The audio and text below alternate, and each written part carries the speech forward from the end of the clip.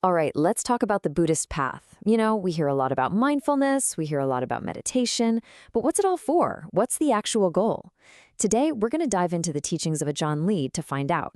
And let me tell you, his answer points to a kind of happiness that you've probably never even considered. So think about it. What is real happiness? For most of us, it's tied to things, right? Getting that promotion, finding that perfect partner, having a great vacation. But all of that depends on things outside of us going just right. Ajaan Lee wants us to ask a different question.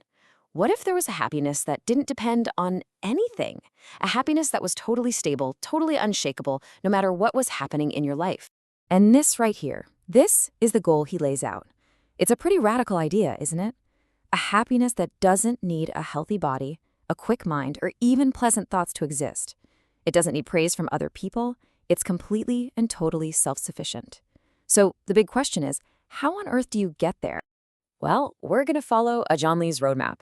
First, we have to get a handle on what he calls fabrications. This is the fundamental problem we're dealing with. Then, we'll look at the two places these fabrications show up, out in the world and inside our own minds. From there, we'll see how the real trick is to change how we look at them. And finally, we'll uncover the one key ingredient that makes this whole transformation possible. Okay, first up, the nature of fabrications. You see, to really grasp the solution, you've got to be crystal clear on the problem. And according to Ajaan Lee, the core issue with our everyday experience can be boiled down to a single, really important word. And that word is saṅkhāra. It sounds technical, but the idea is actually pretty simple. It just means anything that is put together or compounded. I mean, think about it. Your phone, this building, your own body, even a thought or an emotion. None of it just appeared out of nowhere. It's all made up of other parts, other conditions. Ajaan Lee says that literally everything we experience is a saṅkhāra, a fabrication. And here's the one unbreakable law that governs every single one of these fabrications. They fall apart. It's their nature. They come into being, they stick around for a little while, and then they decay. This isn't good or bad, it's just how it is.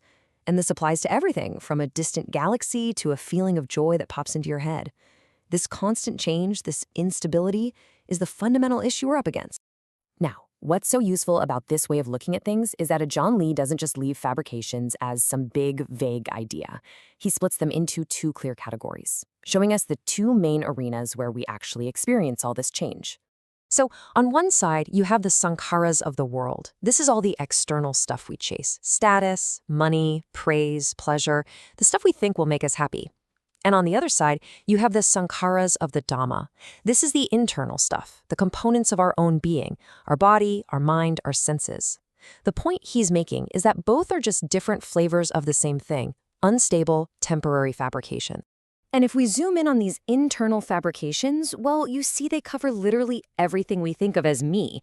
It's our physical body, the elements. It's our entire mental world, our feelings, our perceptions, our thoughts. And it's the very senses we use to know the world.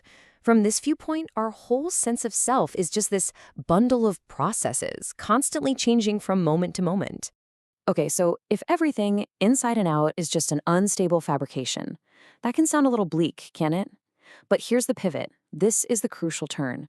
The path to freedom isn't about trying to stop things from changing or trying to make them permanent. That's impossible. The path is about radically changing how you see them. The key is to see all fabrications, all saṅkhāras, through these three lenses. First, they are inconstant. They're always in flux. Second, because they're always changing, relying on them for deep happiness is inherently stressful. They're just not dependable. And finally, they are not self.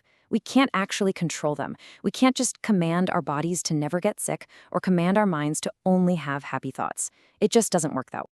So how do you actually train yourself to see the world this way? Well, Ajaan Lee lays out a really practical four-step path.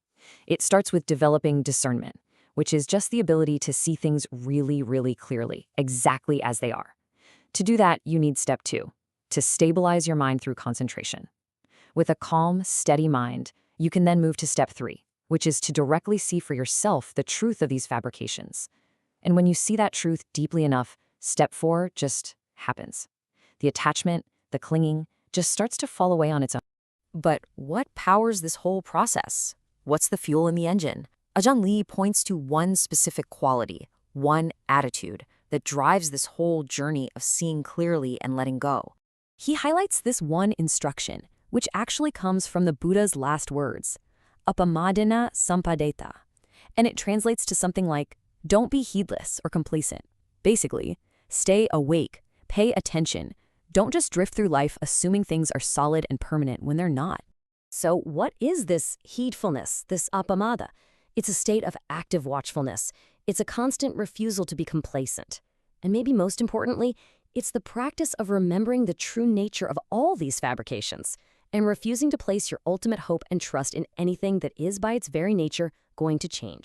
And this is where it all comes full circle. When you practice this kind of heedfulness, you start to see fabrications for what they really are. When you see them for what they are, you naturally let go of your clinging to them. And the result of that letting go is the ultimate goal we started with. It's that profound, noble happiness that doesn't depend on anything. Not on praise, not on wealth, not even on your own body or your own thoughts. So I'll just leave you with this to think about. I'm going to really try to imagine it for a second.